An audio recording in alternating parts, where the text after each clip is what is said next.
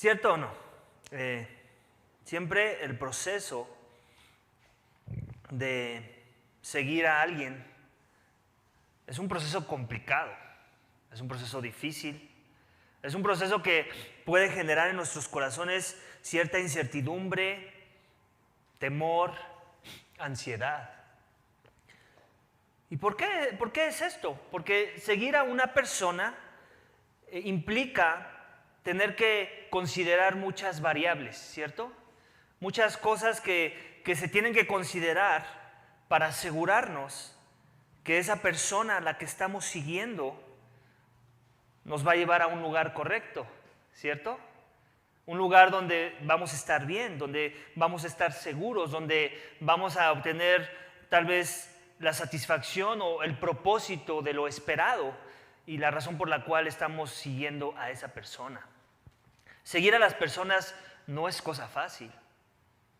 Requiere que hagamos un análisis completo, una evaluación completa de saber si esa persona vale la pena seguirla o no, ¿cierto? Todos hemos estado en situaciones en donde hemos tenido que tomar decisiones, en donde tenemos que considerar si tenemos que dar pasos hacia la dirección que alguien más nos está apuntando o no. Recuerdo al inicio de esta plantación, y con esto quiero decir que muchos de ustedes son mis héroes en este sentir, en el que cuando Dios me llamó para la obra de la palabra y fui equipado en la región en donde vivía antes con mi familia y después fui enviado para México, nadie me conocía, nadie conocía a mi esposa, a mis hijos, éramos unos total desconocidos. Sin embargo, muchos de ustedes que iniciaron esta plantación que ahora se llama Iglesia Vida Vertical, tomaron una decisión, la decisión de seguir a un hombre con defectos, con debilidades, con cosas buenas, pero también con cosas malas, como todos los hombres, con corazones que necesitan transformación. Y todas esas cosas estaban ahí, había cosas que se tenían que considerar para hacer caso al llamado de formar parte de una nueva plantación, ¿cierto? Y me imagino que a algunos les costó más trabajo que a otros les costó menos trabajo el tomar esa decisión. Pero sin importar si te costó mucho trabajo o poco trabajo, tomar la decisión de formar parte de una nueva plantación en donde una persona se estaba punteando como el líder de esa plantación que Dios iba a usar junto con todo el equipo para entonces poder formar una iglesia. Sin importar si fue mucho o poco el tiempo que tuviste que invertir en hacer esa evaluación, tuviste que considerar muchas cosas. Y esas cosas era importante que las evaluaras de tal forma que entonces tu decisión fuera firme, fuera genuina, viniera del corazón y entonces también te pudiera a ti permitir dar los pasos que se iban a requerir de tu persona en el proceso de seguir a esa persona. Y muchas cosas tuvieron que ser consideradas, ¿cierto? Por un lado, tus convicciones, que tus convicciones se alinearan a las convicciones que tú estabas viendo, en este caso, en mi persona, en mi familia. Tal vez evaluaste un poco aspectos del carácter que yo te dejaba ver de mi persona. Tal vez empezaste a analizar un poco mis palabras y mi doctrina. Y bueno, muchas otras cosas que tuvieron que entrar en ese proceso de evaluación.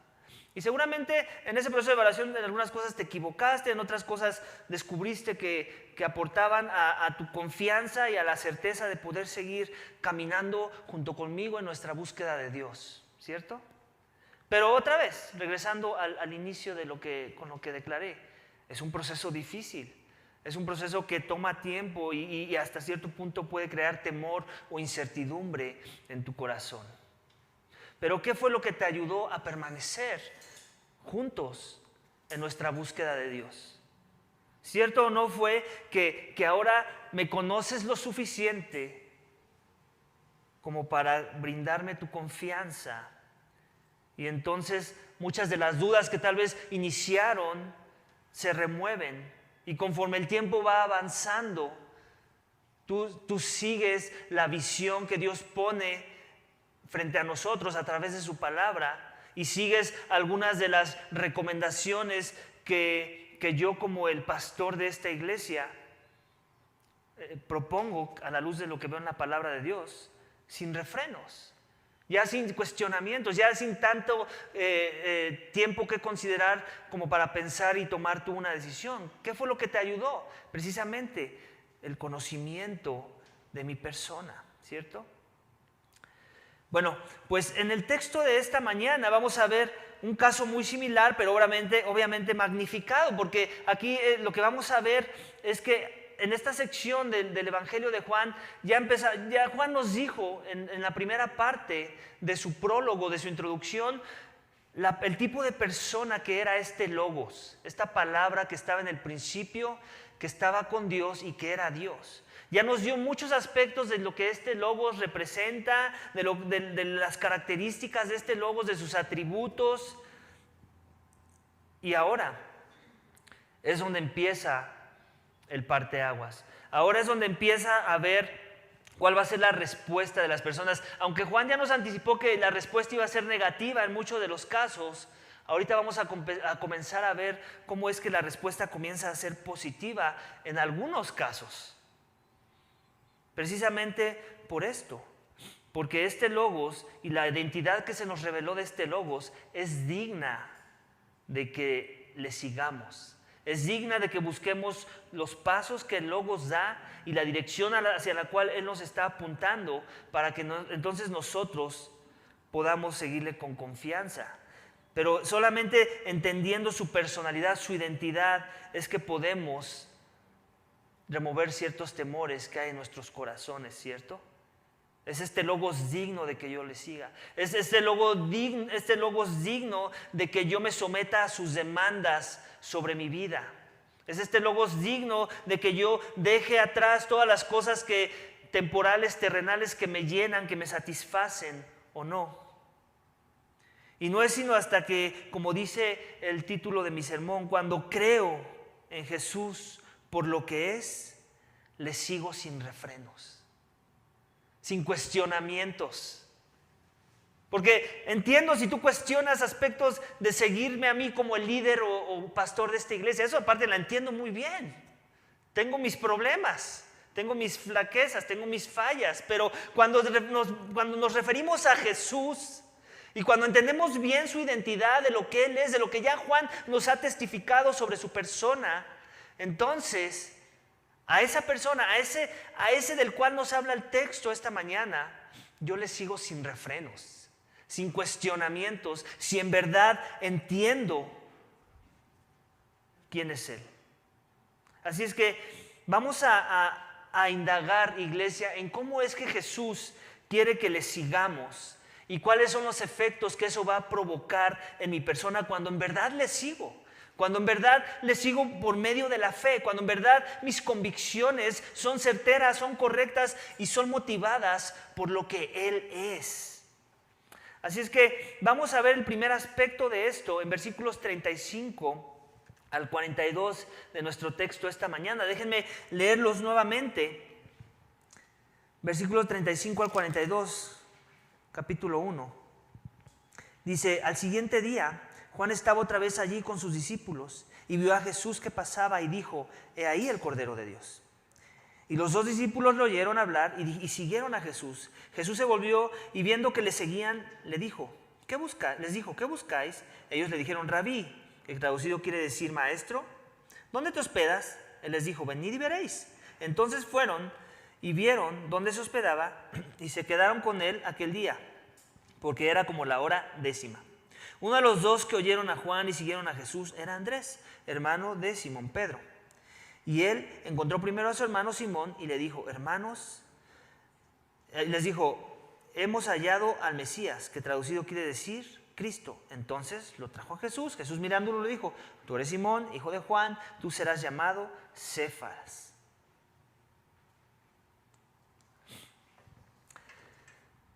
Lo primero que tenemos que ver aquí, iglesia, de estos versículos, es cómo es que el seguir a Jesús, cuando hemos tomado esa decisión certera de seguir a Jesús, este paso de fe que damos cambia radicalmente tu vida. Ese es el primer énfasis de mi sermón en esta sección. Síguele y tu vida cambiará radicalmente. Y eso es básicamente lo que estamos viendo aquí en el texto.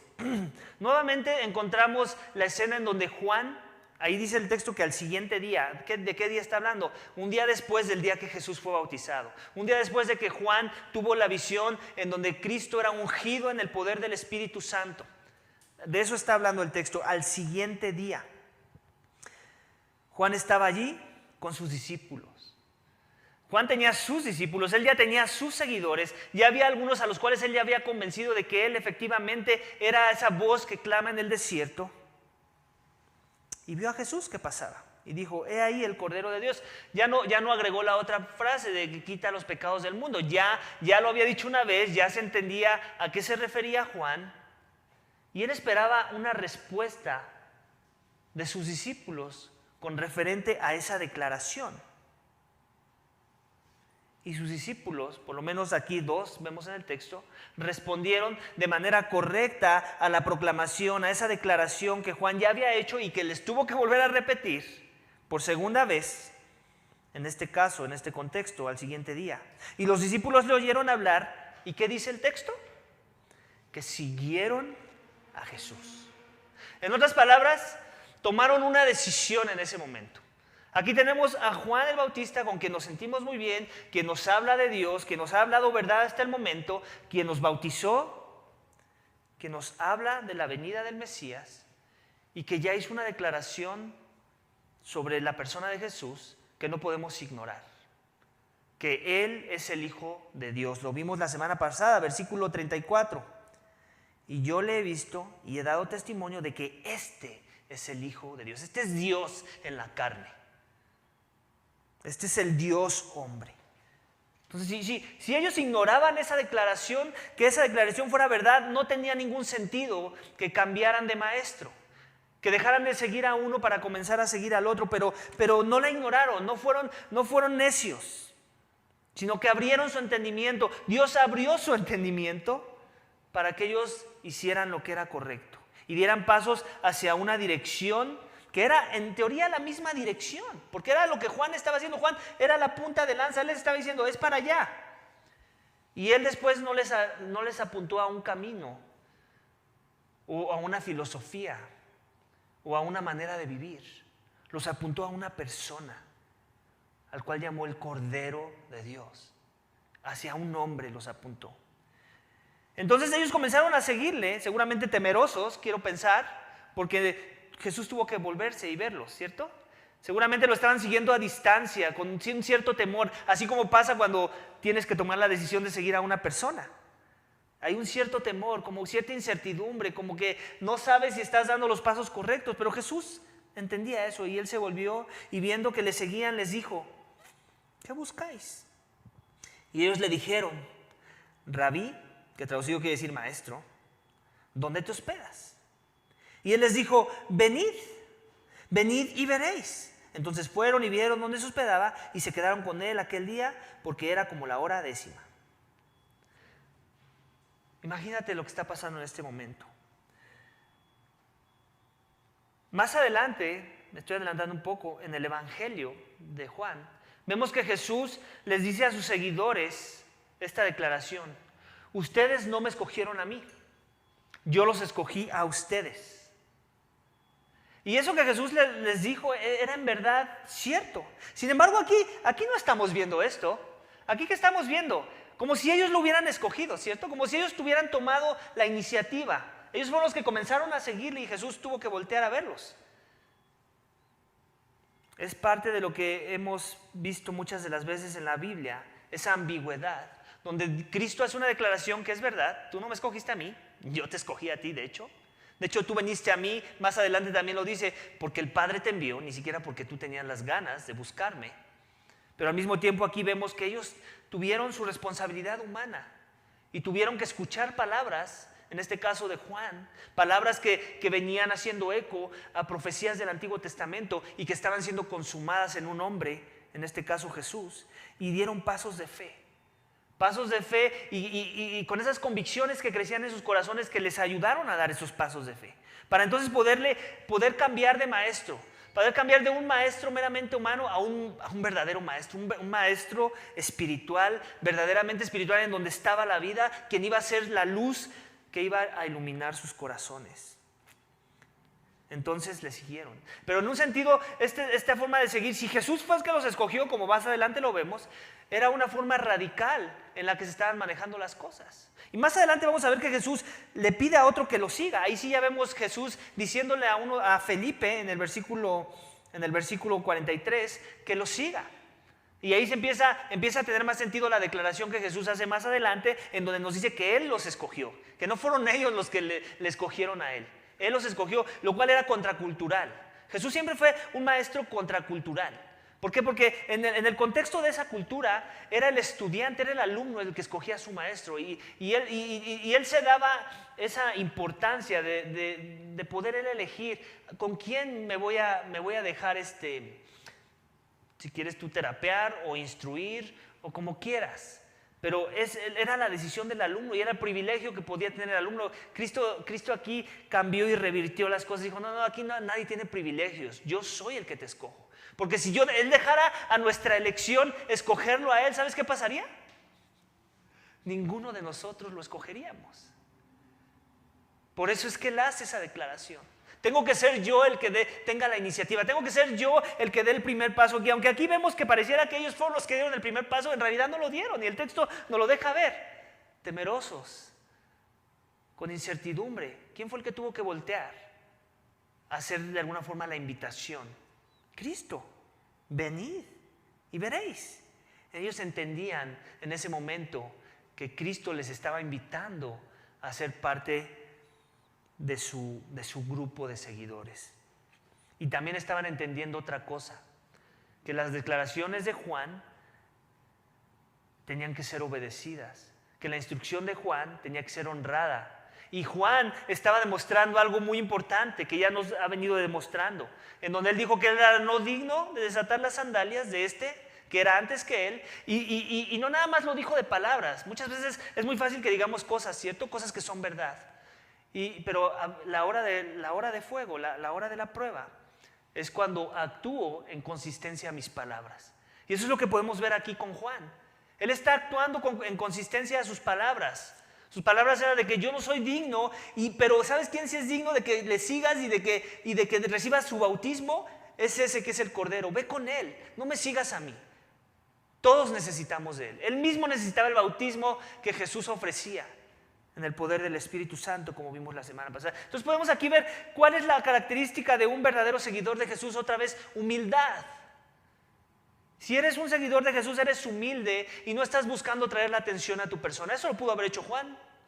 Sin embargo, no lo hizo. Tenía a sus seguidores, sin embargo, no los quería a su alrededor. Los quería en el lugar correcto, siguiendo a la persona correcta, y ese era Jesús. ¿Y qué pasa cuando hacemos eso, cuando modelamos eso? Cuando modelamos ese tipo de actitud correcta, de seguir a la persona correcta, entonces aquellos a los que hemos enviado a Jesús van a imitarnos, van a hacer lo mismo. Y eso es lo que vemos en el versículo 40. Uno de los dos que oyeron a Juan y siguieron a Jesús, ¿quién era? Andrés. ¿Y qué hizo Andrés? Hermano de Simón Pedro. Encontró primero a su hermano Simón Pedro y le dijo, hemos hallado al Mesías, que traducido quiere decir el Cristo. Aquí es cómico la cosa, porque Juan ya les había estado diciendo que él era el Cristo, el Mesías, que traducido quiere decir el Mesías. Sin embargo, ellos seguían con Juan. Ahí puedes ver hasta cierto punto lo que también vemos que Jesús les dice después a sus discípulos, la dureza de sus corazones, lo tardado que eran sus mentes, sus corazones para procesar verdades espirituales, verdades que vienen de arriba, de la identidad de Jesús. Pero ¿qué fue lo que les ayudó a ya tener una convicción más certera de hacer esa declaración? De que no fueran ahora las palabras de Juan diciendo, ahí está el Cordero de Dios, Él es el Cristo, el Hijo de Dios. El estar con Jesús, ¿cierto? Es el experimentar un tiempo con Él. Ni siquiera tuvo que ser una semana. Por lo que me deja ver el texto, fue la noche que se hospedaron. ¿Por qué? Porque dice que después, al primero que encontró fue a su hermano Simón. Supongamos que fue una semana entera o un día, sin importar cuánto fue, no pasó mucho tiempo de que ellos empezaran a hacer lo mismo, a anunciar a otros la identidad de el cual era digno de que le siguieran. Y básicamente eso es lo que debemos estar buscando hacer nosotros. Si te dices ser verdadero seguidor de Jesús, si dices haber entendido la identidad del Mesías, quién es el Cristo, quién es el que en la consumación de las promesas de Dios desde tiempos atrás, entonces una de tus funciones es la humillación, como lo hizo Juan, y la segunda es, como vemos aquí con Andrés, estar llamando a otros a seguir a ese Mesías.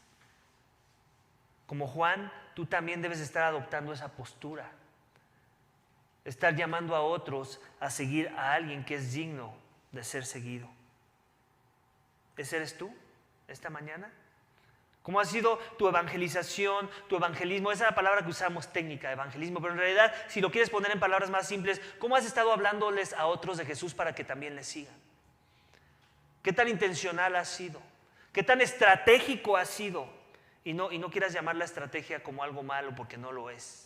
Cristo fue la persona más estratégica que caminó en esta tierra. ¿Cuál ha sido tu estrategia para alcanzar a otros? ¿Qué revela eso de tu entendimiento del Mesías, de la necesidad de que le sigamos, de la necesidad de interrumpir el confort de las demás personas que están a tu alrededor para que pongan sus ojos en una mejor dirección? Para que dejen de ser ellos los líderes de sus propias vidas y pongan sus ojos y sus pasos en dirección de un mejor líder, de alguien que en verdad es digno y de toda confianza de que le sigamos. Entonces, ese es parte del llamado, si eres en verdad un seguidor de Jesús. Es un llamado de que cuando le sigues, tu vida va a cambiar radicalmente. Y ahora tú vas a ser una bocina más. Tú vas a ser ese eco de las palabras de Juan el Bautista para las personas, para que le busquen. Entonces le trajo a Jesús y Jesús mirándolo dijo: tú eres Simón, hijo de Juan, tú serás llamado Cefas, que quiere decir Pedro. Ahí es de donde saqué el énfasis de mi sermón. Aunque ya lo que hemos venido haciendo hace un énfasis a que cuando tú decides seguir a Jesús, tu vida cambiará radicalmente, no es porque tú lo hayas hecho o porque haya venido por tus fuerzas, es porque Jesús hace una declaración sobre tu persona en el momento en que das ese paso de fe de seguirle. Es Jesús el que inició la buena obra y la va a terminar. Es Jesús el que te escoge y Él te va a transformar. Él te toma de un inicio una masa corrompida, una masa llena de pecado, una masa que no le busca y la va a convertir en una obra maestra por sus fuerzas. Todos conocemos la historia de Pedro. ¿Quién era Pedro? Si has leído los evangelios, Pedro era un testarudo, imprudente, atrabancado, impaciente. Tenía todo lo que no quieres ver en una persona, ¿cierto? Ese era Pedro. Sin embargo, Cristo, cuando pone sus ojos en él, hace una declaración sobre su persona. Y en el Antiguo Testamento tenemos que recordar esto: la cultura judía se manejaba muchos por nombres. Tu nombre simbolizaba algo, no nada más era algo que sonaba bien y que les gustó a tus papás cómo sonaba y por eso te lo pusieron. No, ellos trataban de buscar significado en el nombre. Entonces el significado de tu nombre estaba muy atado a tu personalidad. Y Cristo seguramente, más adelante vamos a ver en la siguiente sección, aunque conocía el corazón de Pedro y sabía que ese nombre no era adecuado necesariamente en ese contexto en particular, en el momento en que estaban conociéndose el uno al otro, él no se dejó llevar por esa parte, porque él sabía que Pedro no iba a quedarse, Simón, en este caso Cefas, no iba a quedarse Cefas, sino que iba a ser transformado en una piedra. Ese Pedro inestable, ese Pedro movible, ese Pedro sin convicciones y con miedos y incertidumbres, iba a ser convertido en una roca. Alguien que iba a tener convicciones certeras, firmes sobre quién era Jesús. Iba a estar dispuesto a dar su vida por ese Jesús. Pero Jesús estaba anticipando esa realidad, a pesar de que en ese momento todavía Pedro no tenía una convicción genuina de quién era Jesús, pero ya estaba comenzando a dar unos pasos. Y el primer paso era ese, dar ese paso de fe, de decir, parece que mi hermano tiene razón, parece que lo que veo en ti, Jesús, de primera instancia me da buena espina. Puedo ver en ti la humildad del Mesías, puedo ver en ti la grandeza de una persona que está poniendo sus ojos solamente en Jesús, en Dios, perdón. Así es que básicamente ser un seguidor de Jesús es animar a otros a seguirle. Y ser un seguidor de Jesús es que cuando le sigues, tu vida cambiará radicalmente. Y una forma en la que nos lo pone el texto es precisamente esa, que Cristo les cambia el nombre a sus seguidores. Así como se lo cambió a Abraham. ¿Recuerdas en el Antiguo Testamento? Abraham se llamaba Abraham y luego Abraham. Básicamente es la misma idea. Cuando una persona tiene un encuentro con Jesús, esa persona no puede quedar igual. Hasta su nombre le cambia. Es una forma en la que Cristo nos está transmitiendo esa realidad espiritual. Tú no puedes decir que tuviste un encuentro con Jesús y tu vida siga siendo la misma. Tú no puedes decir que eres un seguidor de Jesús, pero sigues tus pasiones carnales, tus pasiones terrenales, tus vanidades, tus deseos carnales, las cosas que no te acercan a Dios. Eso no puede pasar. Si en verdad Cristo ha llegado a tu vida, si en verdad le has reconocido como Él es, identificando su verdadera identidad, tu vida cambiará radicalmente. Y sí va a ser progresiva. Muchas veces vas a ver cambios inmediatos, muchas veces vas a ver cambios en donde pareciera que no ha habido cambio, pero cuando volteas atrás dices, wow, ya no soy la misma persona. ¿Cómo es que sucedió esto? Es porque Cristo, un encuentro con Cristo no te deja igual. Y eso es lo que vemos en el texto.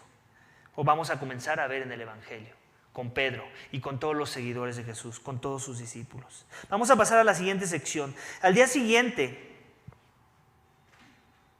Jesús se propuso salir para Galilea y encontró a Felipe y le dijo, sígueme. Felipe era de Betsaida, de la ciudad de Andrés y Pedro. Felipe encontró a Natanael y le dijo, hemos hallado a aquel de quien escribió Moisés en la ley y también los profetas, a Jesús de Nazaret, el hijo de José. Natanael le dijo, ¿puede algo bueno salir de Nazaret? Felipe le dijo, ven y ve. Jesús vio venir a Natanael y dijo de él, he aquí un verdadero israelita en quien no hay engaño.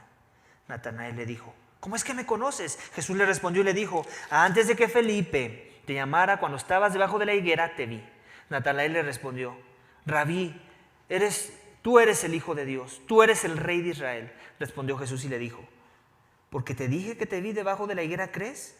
Cosas mayores que estas verás. En verdad os digo que veréis el cielo abierto y a los ángeles de Dios subiendo y bajando sobre el Hijo del Hombre. El énfasis para esta sección de nuestro sermón tiene que ver con la misma idea de seguir a Jesús. Síguele, y como dice el último versículo de la sección que acabamos de leer, y verás el cielo abierto. Si tú decides seguir a Jesús, literal, verás el cielo abierto sobre tu vida. Verás las bendiciones que solamente pueden venir del cielo. Verás las bondades que solamente pueden ser derramadas desde lo alto. Si le sigues en verdad, si sigues a Jesús. Algo que podemos ver en el texto, versículo 46, es que Natanael conocía su Biblia. Natanael conocía su Biblia. Y si te das cuenta, antes de ir a esa parte, vemos en el versículo 43, al día siguiente, para salir de Galilea, Jesús encontró ¿a quién? A Felipe. ¿Y qué le dijo? Sígueme. Jesús ya estaba haciendo de una forma más intencional en reclutar a aquellos que iban a ser sus discípulos. Y si te das cuenta, aunque sabemos que los evangelios siempre son un resumen de los verdaderos hechos, pero el hecho de que sea un resumen no quiere decir que no haya verdad en ellos. De hecho, todo es verdad, simplemente resumida. Vemos esta simple frase. ¿Te imaginas que alguien llegue, estás tú tal vez haciendo tus quehaceres, algo que consideras muy importante, y de repente llega una persona que va caminando por ahí, un rabí que empieza a tener algunos seguidores y que te diga, sígueme?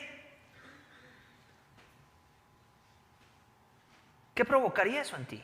Lo mismo, incertidumbre. Sin embargo, a pesar de la incertidumbre, a pesar de no estar seguro de si estás tomando la mejor decisión, ¿qué dice el texto? Que le siguió. Felipe encontró a Natanael en el proceso. Natanael seguramente un buen amigo suyo, y le dijo esto. Otra vez, le dijo una declaración que venía acompañada con una carga de convicciones que lo invitaban a invitar a otros, que lo empoderaban a llamar a otros a la misma acción de seguir a Jesús, porque veía que él era digno de ser seguido. Y tiene que ver con la verdad.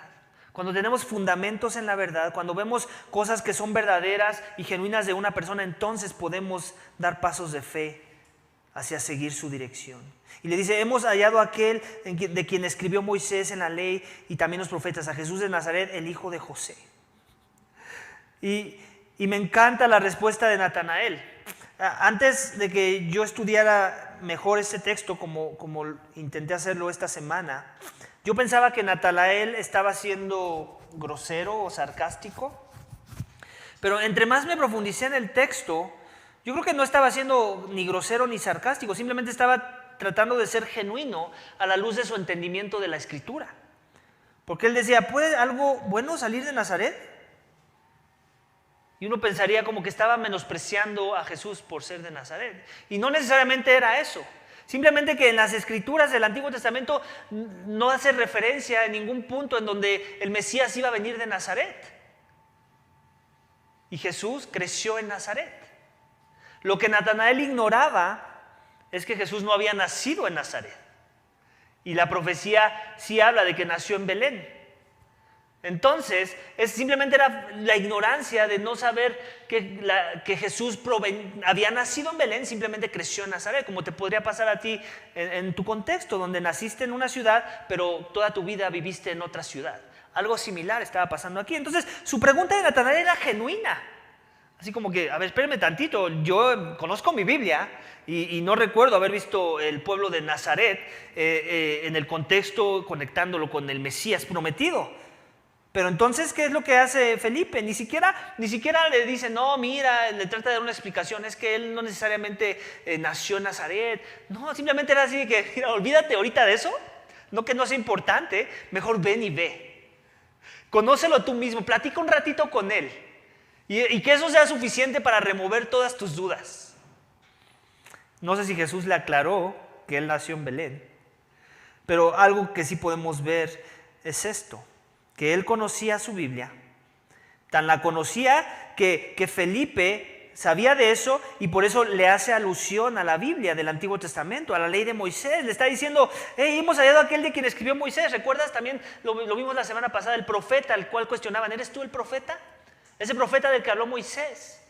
Él está diciendo, ese profeta del que habló Moisés sí es este que es el Cordero que quita el pecado del mundo.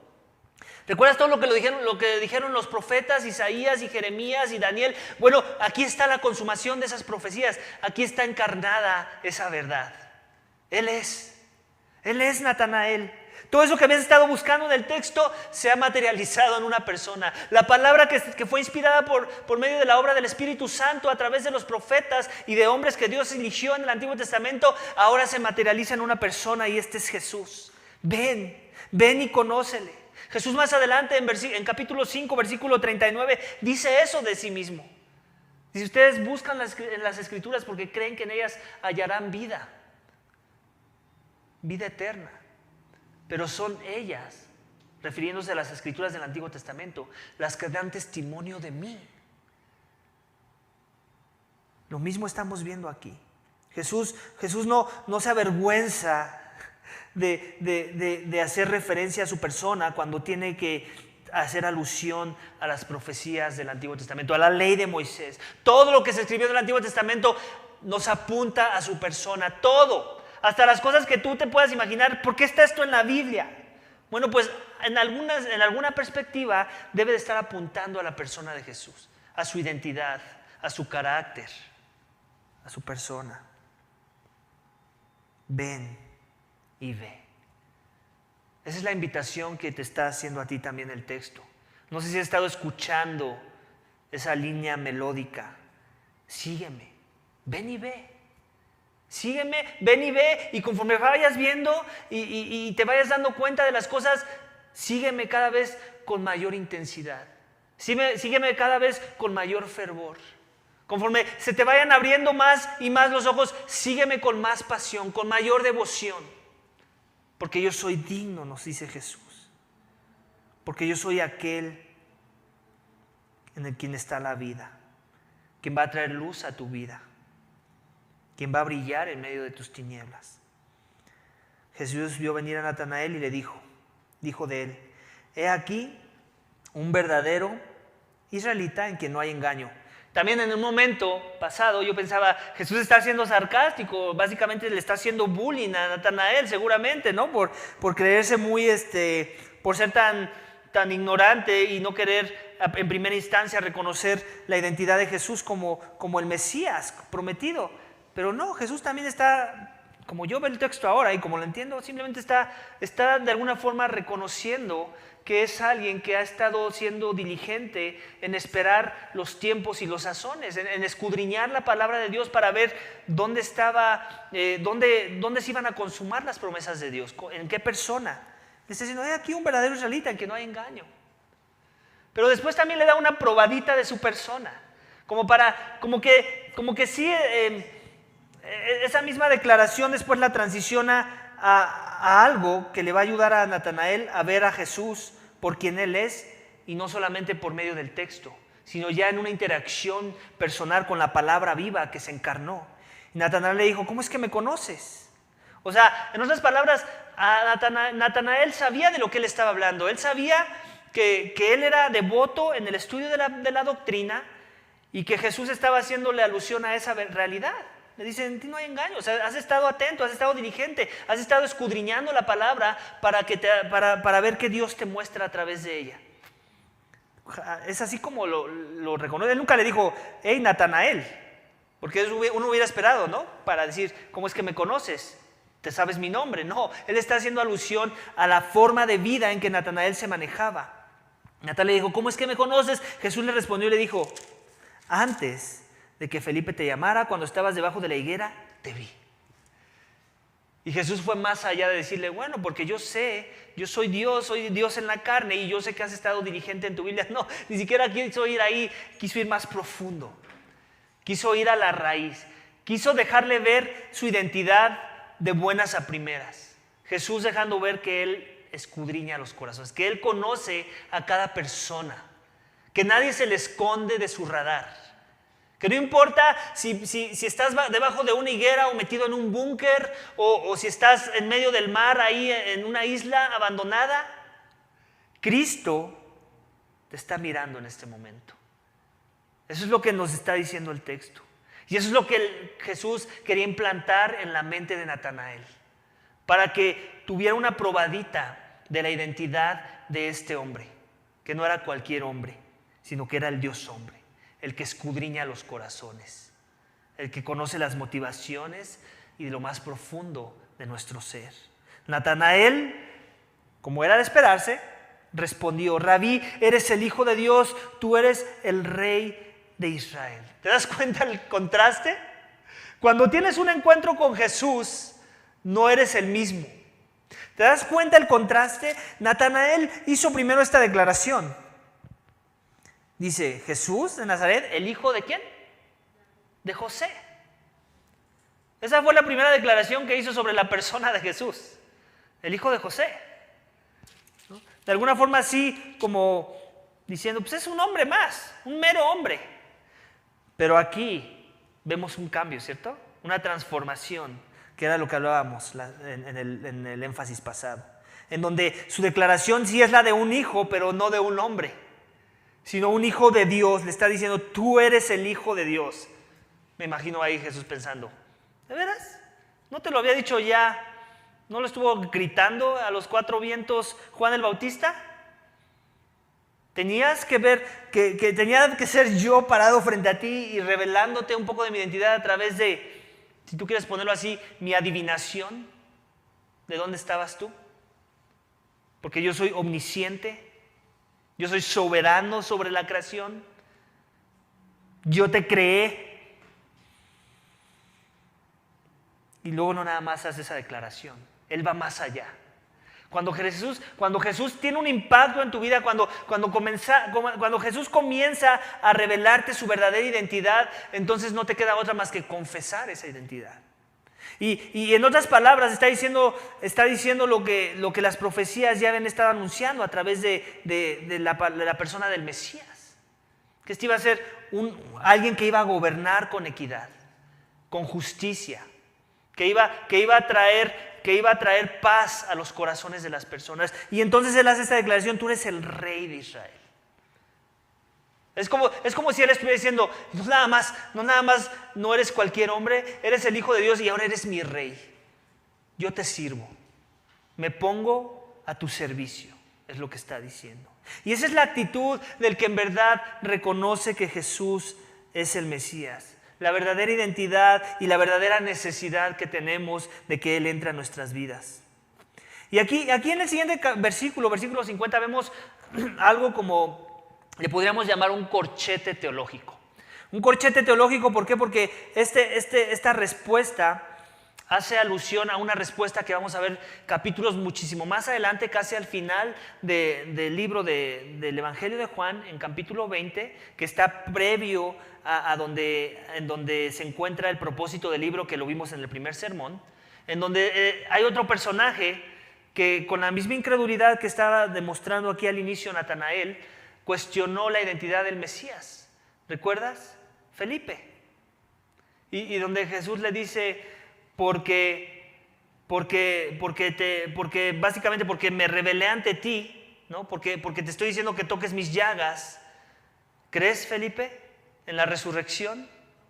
¿Te das cuenta? Esos son como dos corchetes en el libro, en donde vemos que el libro básicamente, entre esos dos capítulos, entre este versículo 50 y los versículos de los que te acabo de hacer referencia, de capítulo 20, son como un compendio de todas las diferentes respuestas que vamos a ir encontrando en el Evangelio de Juan, en donde unos van a creer, otros no van a creer, en donde unos van a confiar en Jesús como su Señor, como su Mesías, como el Hijo de Dios, como el Rey de Israel, y otros van a querer seguir caminando sus caminos en tinieblas. Y básicamente la respuesta es la misma. Jesús tiene que hacer la obra para que ellos den la respuesta correcta. Así como Jesús tuvo que hacer la obra para que Felipe dejara de ser un incrédulo y entonces se postrara ante Jesús en un cuerpo glorificado, en un cuerpo resucitado, y dijera: mi Señor y mi Dios. Y últimamente esa es la respuesta que el Evangelio de Juan espera de nosotros. Que conforme vamos avanzando en nuestro entendimiento de quién es Jesús y reconociendo su majestad, reconociendo su identidad, entonces lleguemos a la misma conclusión y digamos: Hijo de Dios, eres mi Rey, mi Señor, mi Salvador, mi Dios. Y Jesús le responde algo muy similar a lo que le responde a Felipe en capítulo 20. Jesús le dijo: porque te dije que te vi debajo de la higuera, ¿crees? Cosas mayores que estas verás. A Felipe le dice: si por esto crees, benditos serán aquellos que no viéndome creyeron. Es la misma idea. Es la misma idea, y en todos los procesos, en todas las decisiones de fe que se necesitan para seguir a este Jesús, se necesita precisamente esto: la mano de Dios. Que Él abra nuestro entendimiento, que Él se revele a nuestros corazones para que entonces nosotros pongamos una postura correcta de nuestras personas hacia su persona. Y luego Jesús remata con esta declaración y le dijo: en verdad os digo que veréis el cielo abierto y los ángeles de Dios subiendo y bajando sobre el Hijo del Hombre. Esta es una cita que hace referencia a un pasaje del Antiguo Testamento en Génesis 28. No tienes que ir para allá, te lo voy a leer. Génesis 28, que dice así. ¿Recuerdas que en Génesis vemos la genealogía de Abraham y aquí estamos con Jacob? Y Jacob tuvo un sueño. Dice: y salió Jacob de Berseba y fue para Harán. Y llegó a un cierto lugar y pasó allí en la noche porque el sol se había puesto. Tomó una de las piedras del lugar y la puso sobre la cabecera y se acostó en aquel lugar. Y tuvo un sueño. Y aquí había una escalera apoyada en la tierra cuyo extremo superior alcanzaba hasta el cielo, y he aquí los ángeles de Dios subían y bajaban por ella, y he aquí el Señor estaba sobre ella y dijo: yo soy el Señor, el Dios de tu padre Abraham, el Dios de Isaac. La tierra en la que estás acostado te daré a ti y a tu descendencia. Jesús está haciendo alusión a esa visión. Él está diciendo: ese sueño que tuvo Jacob tiene su consumación en mi persona. Esa escalera de la que él soñó, soy yo. Yo soy ese puente, si lo quieres ver así. Yo soy esa conexión. Yo soy ese acceso de entre lo terrenal y lo celestial. Yo soy ese vehículo por el cual tú puedes tener un encuentro con el Padre. Yo soy por el cual tú puedes conocer al Padre, experimentar al Padre, tener una relación con el Padre. Es a través de mí. ¿Ves lo que soñó Jacob? Él soñó de mí. Por mí vienen derramadas las bendiciones. Por mí tú puedes tener acceso al Padre. Sin mí estás perdido. Es lo que Jesús está diciendo. De la forma que esta mañana, si aún no has decidido seguir a Jesús, si aún sigues refrenándote de pensar que Él sea digno, el llamado es a esto: a que te humilles, a que te arrepientas, a que creas en su nombre, a que pongas tu confianza en Él, a que no lo dudes más, a que reconozcas tu inequidad, tu necesidad de arrepentirte de tus pecados, que reconozcas que tú has estado siguiéndote a ti mismo o la corriente de este mundo, que tú has estado buscando las cosas que te placen a ti y no necesariamente que le placen a Dios de tu persona, que te humilles por tu maldad y que pongas tus ojos en una mejor dirección y que comiences a dar pasos en aquel que te pide que le sigas y que no te está pidiendo que le des alguna excusa como para no seguirlo. Porque ninguna excusa es lo suficientemente buena como para refrenarnos de seguir a Jesús. Él es el Dios hombre, Él es el soberano. Hasta este punto del texto hemos visto muchas cosas sobre la persona y la identidad de Jesús. Y Juan nos ha revelado lo suficiente en un capítulo entero como para que entonces los capítulos restantes simplemente veamos que lo que se demanda de aquellos a los que se les llama seguir a Jesús, sin refrenos, porque conocemos quién es Él, porque Él ya nos lo reveló. Así que no perdamos la identidad de los títulos que hasta el momento se nos han mostrado en capítulo 1 de Jesús, sus títulos que hasta ahora son de primera importancia para entender todo lo demás que leeremos en el Evangelio de Juan. Estos nos invitan a seguirle sin refrenos y a pesar de las consecuencias. Quiero poner también esa palabra ahí. Seguirle sin refrenos a pesar de las consecuencias, a pesar de lo difícil que va a ser, a pesar de la angustia que eso te pueda provocar por el momento, pero una angustia meramente terrenal, porque al final Él te va a llenar espiritualmente y te va a fortalecer en medio de tus debilidades. A pesar de las pérdidas que puedas experimentar, no importa si es tu familia lo que vas a perder, no importa si es tu trabajo lo que vas a perder, no importa si es la influencia lo que vas a perder. ¿Por qué buscas de Jesús? ¿Por qué sigues a Jesús? Si dices que ya le sigues, ¿por qué le estás siguiendo? ¿Qué estás buscando de Él? ¿Te das cuenta? Hay una diferencia entre estoy buscando de Él y estoy buscándole a Él. ¿Cuál es tu posición? Si te dices cristiano, por ejemplo, ¿le sigues porque quieres algo de Él o le sigues porque lo quieres a Él, a pesar de las consecuencias que eso te pueda traer a tu vida? Ese es el llamado. ¿Por qué? Porque Él es digno. Porque Él es Dios, ya nos lo dijo Juan. Porque Él es el Hijo de Dios, ya vimos las repeticiones en el texto. Porque Él es el Mesías, el Cristo, el ungido, el prometido, el que va a venir a revertir la maldición. Él es el Cordero de Dios que remueve tus pecados, que murió en una cruz, que tomó tu lugar, que pagó tu culpa, que vivió la vida perfecta que tú no pudiste vivir y que resucitó,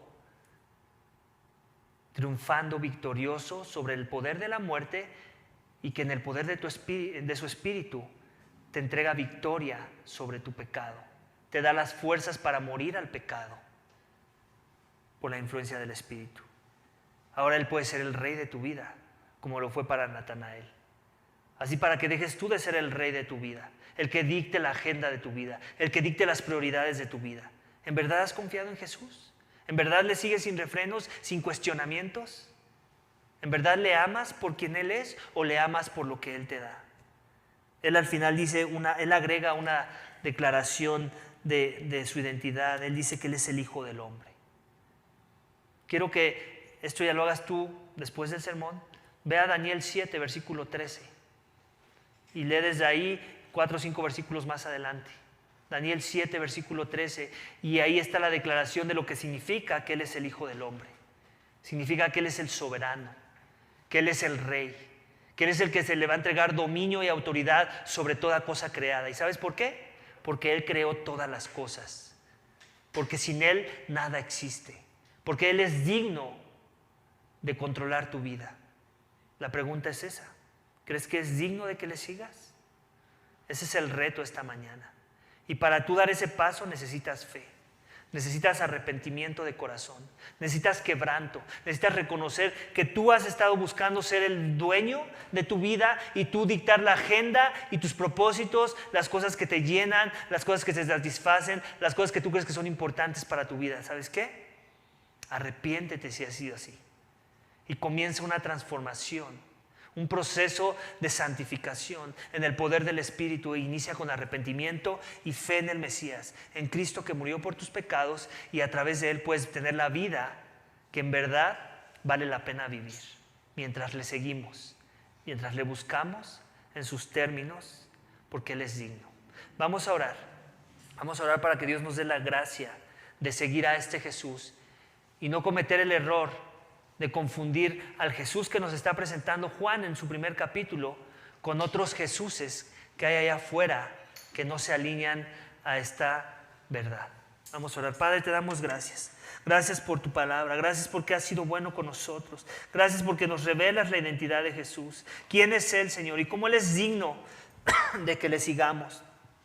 Y que le sigamos sin refrenos, Padre, sin cuestionamientos. Que le sigamos a pesar de que aunque Él nos muestra el resultado final, no veamos cuál es el proceso que hay que seguir para llegar a ese resultado. Padre, eso es parte de lo que se demanda de nosotros. Fe en confiar en tus caminos, fe en confiar en los procesos, fe en confiar en las formas en las que tú vas a cumplir tus propósitos eternos en nuestras vidas, como lo has venido haciendo, Señor. Tú no le has tenido que pedir permiso a nadie para hacer tus propósitos, tú no has tenido que consultar a nadie para ver si tus caminos son los mejores, Señor. Tú ya sabes que son los mejores, porque tú eres bueno, porque tú eres perfecto, porque en ti no hay pecado, Señor, y nuestros caminos son torcidos, nuestros caminos hay maldad, nuestros caminos están nublados con las tinieblas de nuestro pecado, nuestros corazones engañosos que se inclinan a adorar a los ídolos, incluyéndonos a nosotros mismos. Señor, ayúdanos, danos fe. Yo te pido por aquel que está del otro lado de la pantalla, yo te pido por aquel que está aquí en este recinto, Señor, que ha estado confiando en un Jesús y que ha estado siguiendo a un Jesús por mera conveniencia o por mera tradición o por mera religiosidad, o que ni siquiera lo ha estado siguiendo y simplemente hace cosas que se ven espirituales pero que no se alinean a la verdadera espiritualidad y como tú defines el ser espiritual, Señor. Oh Padre, hay mucho engaño en este mundo. Señor, necesitamos que tu Espíritu obre con poder, que el Evangelio de tu Hijo sea lo más importante en las vidas de las personas. Y que el vivir a la luz de la realidad del Evangelio, las demandas del Evangelio, las demandas de aquel que es el Evangelio, Cristo Jesús, Dios encarnado, el Rey de Reyes, el Señor de Señores, el Hijo de Dios, el que quita los pecados del mundo, el que es el soberano, el Mesías prometido. Ayúdanos a humillarnos ante Él, a seguirle, porque Él es digno. Y que cuando lo hagamos sin refrenos. Y que eso se note en nuestras vidas. Te lo pedimos en el nombre de Cristo Jesús.